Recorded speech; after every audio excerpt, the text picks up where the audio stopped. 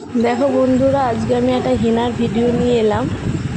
দেখো হেনাটা কিভাবে আমি লাগাচ্ছি।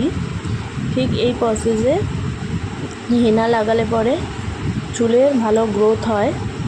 এমনকি যাদের খুব কার্লি চুল তাদের চুলটা স্ট্রেটও একটু হয়ে থাকে হেনার পর।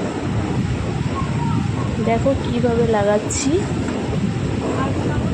তোমরা বাড়িতে যারা হেনা করো তারা ঠিক এইভাবে লাগাতে পারো। একা একা তো এইভাবে লাগানো যায় না।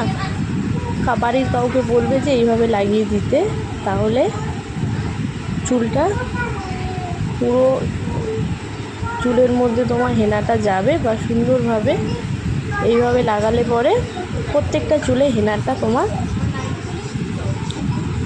কাজ করবে। দেখে নাও কিভাবে লাগাচ্ছি তোমরা।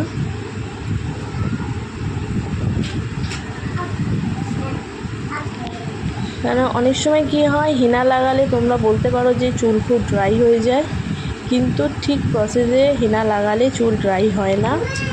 কারণ এই যে হেনাটা আমি লাগাচ্ছি, কারণ এই মেয়েটার চুলে তো কোনো কালারের প্রয়োজন নেই, কারণ অল্প বয়সী। তার জন্য এই হেনার মধ্যে কি করেছি, আমি একটু হেয়ার অয়েল দিয়ে দিয়েছি, যেটা কোকোনাট অয়েল।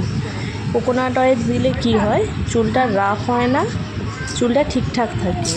কিন্তু অনেক সময় আবার তোমরা যদি মনে করো যে কালারের জন্য হেনা করবে, তাহলে কি হবে, তোমরা হেনাতে তেলটা দেবে না। দিলে পরে কি হবে, তোমাদের চুলের কোনো কালার আসবে না।